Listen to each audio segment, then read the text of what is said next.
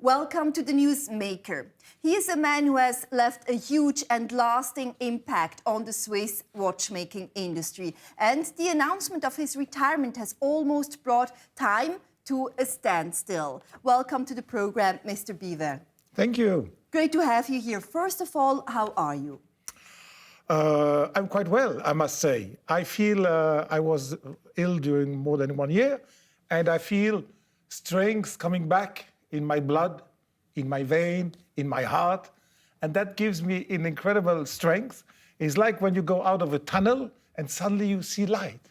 And so I feel optimistic, I feel strong, and I also feel as I would still rock my industry. Maybe even more. Tell me about your plan to rock the boat of the Swiss or global watchmaking industry now. You know, I'm now in the 17th year of my life, and probably I have another 15 years to go. This is a new beginning for you. It's a new, exactly. I said you have to close a door before you open the next one. And I have just now opened a new door where I will have probably 10, 15 years to go. And what will I do? I will try to give back. When you have received a lot, and I received a lot from God already, my passion, my health, my success, at a certain moment, you have to give back. And I have entered now a period of giving back. And when you give back, your contribution is probably as important as it was before. So how are you planning to contribute back to society now? I want to help my people. I said recently, what is your biggest success, Mr. Biver? I said my biggest success is called Mr. Ricardo Guadalupe. And they said to me, how can you, what is this? You didn't say it's a company, you didn't say it's Hublot or Blancpain or whatever. I said, no, it's a young man that started with me in 1986, and in 2012, he became the CEO of Hublot. And nobody even noticed that I was not anymore the CEO, just the chairman. And that is success, when you are able to build up people and to bring them to the highest level. And that is a little bit what I'm going to do with my different companies, with the different people I have. I want to help them. I want to motivate them. I want to guide them. I want to warn them. And I just want to give back. Really nurturing the young talent. And you have been such a huge inspiration for so many young people as well. Now, you announced the retirement of your position from president of LVMH Watch Division yes. in September due to the health problems. How was this decision-making for you? It must have been a very difficult choice. It was an extremely difficult choice. And thanks to my illness, I did it. If I would not have been ill, if I would not have suffered 3 back operations, I would never have taken this decision. I would have taken them maybe in 5 years or in 10 years, because at a certain moment you must be reasonable. But I wouldn't have done it at my 70th year. I would have waited till I'm 75. And while I was in hospital, a doctor told me, if you are capable now to listen to your body, to understand the body language, then these weeks in the hospital will be the biggest asset and profit for your future. And I said, doctor, you are right. I understand. I'm going to reduce my activities. That is how it happened. It happened in Irlanden Spital in Zurich while I was lying there. And I said, wow, that is my new life. Really like an awakening again. So always listen to your doctor. Now, yes. According to your Instagram profile, and you have some 169,000 followers there, including Swiss Beats, the rapper and husband of Alicia Keys, so really a huge following there. You do keep busy. I see you cycling in the mountains. I see you traveling to the UK. Yes, What's next for you personally? I mean, I'm a passionate man. My biggest passion is still watchmaking. You know, where I started in 1974. That is my passion. But I have also passion for cheese. I have passion for wine. I am passionate about football. I went to Chelsea, Liverpool on Saturday, to London. When you are passionate, you never have the impression that you rest. You are constantly active, and I'm quite extremely active. I try to, in fact, I try to reduce, but it's very difficult because the passion is driving you forward and forward. And Absolutely. I hope you can stay here for a bit more than 20 minutes. no, but when I have pleasure, I will never leave. Fantastic. So I hope not to have to worry about that. Now, Stefan Bianchi, the former head of Yves Rocher, is going to take over the LVMH watch division on November the 1st. Exactly. In which direction do you hope that he's going to lead your company? Stefan is a brilliant man. With Stefan, I could go to the desert. I could go on a boat. Means I could stay with him close for quite some time. That is rare. Normally, many people, you prefer to see them when there's a group and not face to face. And definitely not on a boat as well, where exactly, you cannot escape. because that is the best signal when you can stay on a boat 5 days with one person or in a small chalet up in the mountain. That I could do with Stefan. I have a big respect of Stefan, and I think he will continue what has been done already. But when you continue something, there are always adaptations because life is going on. You cannot continue what has been done in 1995 because we are in 2018 and things are slightly different. So he will go on with the adaptations that the 21st century is bringing us. And in that sense, I think there will be no disruption from the past. It will be a certain continuity. Now, you have been described, Mr. Biver, as a unique mind and one of the greatest people that Swiss and global watchmaking has, had on planet Earth. What kind of impact has your leadership had on the watchmaking industry, would you say? I think if there has been an impact, it started in 1982 when I bought the brand Blancpain. In those days, the brand had disappeared since 1959 from the market, so we bought just the name. And while the entire Swiss watch industry was believing that the future would be quartz, with Blancpain, we said the future is not quartz, it's mechanical. And nobody in those days believed anymore in the mechanical watches. And we were the only brand in those days to promote severely, deeply. Even we had a slogan in our advertisement. Since 1735, there has never been a Blancpain quartz watch, and there will never be one. And that shocked everybody. And they said, how can they say that when the future is quartz? And we were repeating, the future is not quartz. The future in the high end of the Swiss watch industry is mechanical. And that, I think, we have led the renaissance of the mechanical movements, mechanical watches in the upper segment of Swiss watchmaking. And you proved right. Someone once said that Biver single-handedly saved the watch industry from the quartz movement. Would you say that this was basically the reason why we've seen sales recover, massively since 2008, the global financial crisis? Yes, it's not the only reason. I think it's also what has also helped, and that's exactly on the opposite side, is Swatch. Swatch watch that was suddenly retailed at $50 in 1981 or 1982, they proved and they brought back watches on the wrists of kids. In the 80s, we must remember, and 90s, every child had a few Swatch watches on the wrist, a yellow one today, a blue for tomorrow, blah, blah, blah. They have taught young people that the watch is fun, that the watch is joy of life, that the watch is colorful, that you can wear 2 watches, that you can change every day your watch. And they have made the new generation watch conscious. And then in these watch conscious people that they were buying, becoming adult, a nice, a wonderful, high-quality Swiss watch was somehow natural.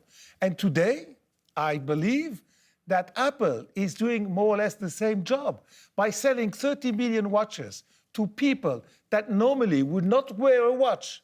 The fact that they buy an Apple watch and wear a watch, then later on, it's easier for us, for the Swiss watch industry, to sell to people a watch when they have already worn one than if they would have never worn it. The Hayek family will be happy to hear that, because your relationship with Hayek was not always a very easy one. With Mr. Hayek in person, I think it was very profitable for me, and it was very easy.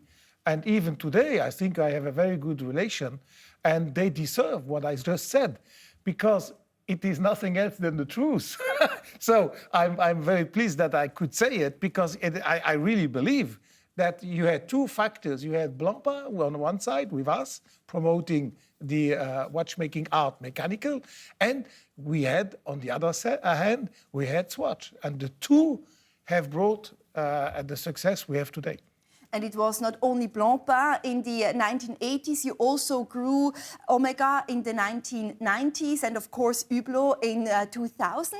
Which was the key to your success recipe, would you say, in retrospect? My success is due to my team. It's easy to say something like that, but it's a reality, and I can tell you why. I have the same people working with me since 1979. Ricardo, the CEO of today of Hublot, he joined me in 1986. Marketing director Valérie, she joined in 1992. So all these people being around myself helped me from Blancpain to Omega, from Omega to Hublot, from Hublot to Tag Heuer, from Tag Heuer to Zenith. So during all my career, from 1979, I had more or less the same people. Time and trust is very important. And that is a big asset. A second big asset, I never behaved like a manager. I always behaved like a disruptive entrepreneur. I would even say a passionate, disruptive entrepreneur. And I always said, I want to be first, different, unique.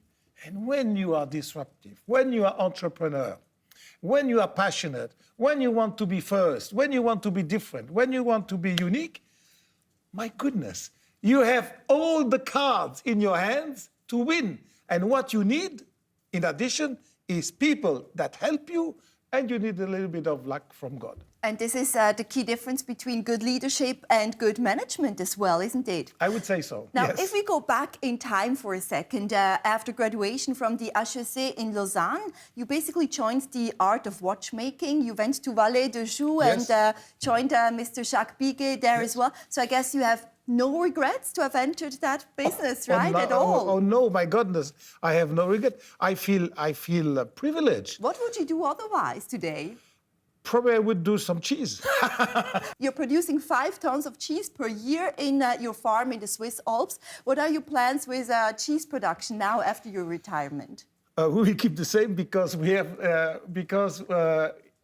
the same number of cows.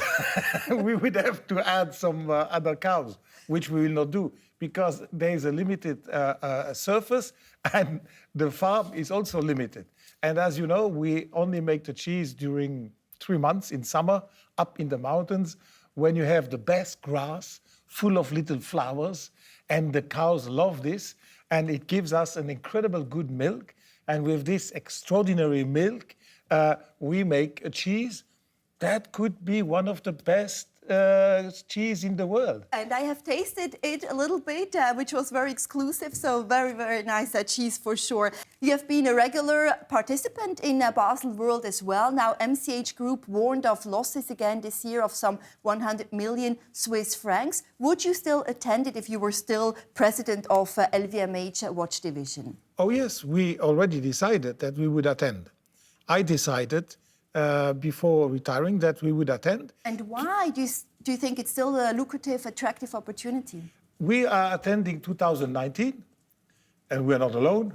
I have some other brands, to name them Rolex, Patek. We all decided together that we would stay in 2019, and we would take advantage of 2019 to see together with the organization how could Basel 2020 be.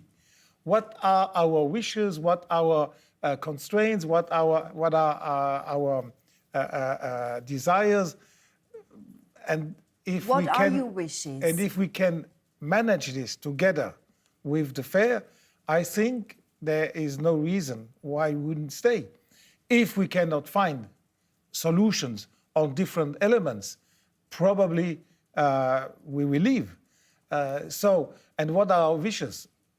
For me, the first one and the most simple one to accomplish is to change the date. We have Basel Fair end of March, but if you show novelties of the year 2019 and you show them end of March, the first 3 months are gone.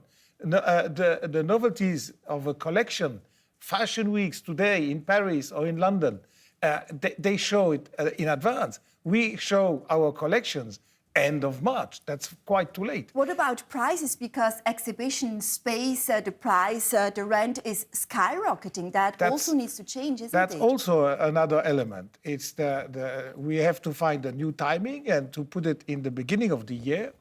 And then we have to come back to more reasonable prices. We also have to come back to more reasonable behavior in the city. When you have to book hotels for 10 days, although you stay only 2 days, it makes the night quite expensive. So there are quite a little things. I say little because they are easy to solve. And if we can solve those elements, which we never have been able till today, and then the fair is also a little bit too long. Why should you have a fair for 7 days? It's way too long. It's way too long. Now, Swatch Group, for example, pulled out and they criticized that the fair needs to adapt more to modern times and also join the digital world. And you, as a smartphone and smartwatch fan, what do you think about that? Does it need to adapt better to the digital era? Of course. They have, everybody has to adapt. And our brands have to adapt. But the fair also have to adapt. And I agree with Swatch Group when they say the fair has never adapted to the 21st century. It's true. The fair has just repeated how it was last century. But we are in a new century. We have other means. We have other technology. And the fair has to adapt. And the fair till today, I agree with Swatch Group. I repeat, they have not adapted. We stay because we want to give them a chance, we want to give them an opportunity to discuss together with us, and then we'll see for 2020. But at some point you said that if Swatch goes, you would also go, so you're thinking about it twice. I never said that really because I don't like to follow others. If I want to be first, different, unique, I cannot be a follower. But on the other hand, we also have a certain mission vis-à-vis Switzerland, and we believe that before joining Swatch Group to leave, we should first discuss. Maybe Swatch Group has already discussed, I don't know, but we said before we leave, let's give a possibility, an opportunity to both parties to discuss, and if we can find a great solution, we will stay. If not, we will also leave. You are a big fan of the smartwatch. What will the timepiece of the future look like, in your opinion? That's a very difficult question. Will we still use watches in the future? Because time is such a different concept now with our fast-paced lifestyles. Do we still need one? You're still wearing one, me too. I say to people sometimes, if you buy a watch to look what time it is, then you are totally irrational. It's more of a fashion accessory. But if you buy a watch to look at your watch, not at time, then I understand why you buy. So there is in a watch, there is irrationality, there is beauty, there is design, there is quality, there is heritage, there is history, there is emotion, there are dreams. Those are all reasons why to buy an expensive or a high-quality Swiss watch. But if you don't have these reasons, then I understand that you don't buy it. And on the other hand, there is, as I said before, the Apple Watch. And the Apple Watch, selling to 30 million people a watch, is helping us to buy, after you have bought something that becomes obsolete, why would not you want to buy something that will stay for eternity? And a mechanical watch doing tick-tack, tick-tack is eternal. I have in my collection watches from the 19th century. They are all working. Not one is not working. My son is wearing one because I gave him, because he did his master at university, I said to him, voila, that is my gift for you. It's a watch from the beginning of the 20th century, and he wears it every day, and it is working. And the more we go into technology, the more we will want to connect ourselves to something that is eternal, to something that is made on measure, to something that is different, to something that is made for me rather than for the mass. And so I see a big future in the opposite side of technology, and the opposite side of technology is art. And you once famously said, I think for Hublot watches, that it's really about the fusion between tradition and future, isn't it? Let's talk briefly about celebrity sponsorships. You had, for example, Cindy Crawford, you had Michael Schumacher, Pierce Brosnan, etc. So it must be a real important thing nowadays for a watch company and brand to have these celebrities around, especially in the social media age. In the social media age, yes, we call it today influencers, and influencers are important for the millenniums. And what is our customer of tomorrow? They are the millenniums.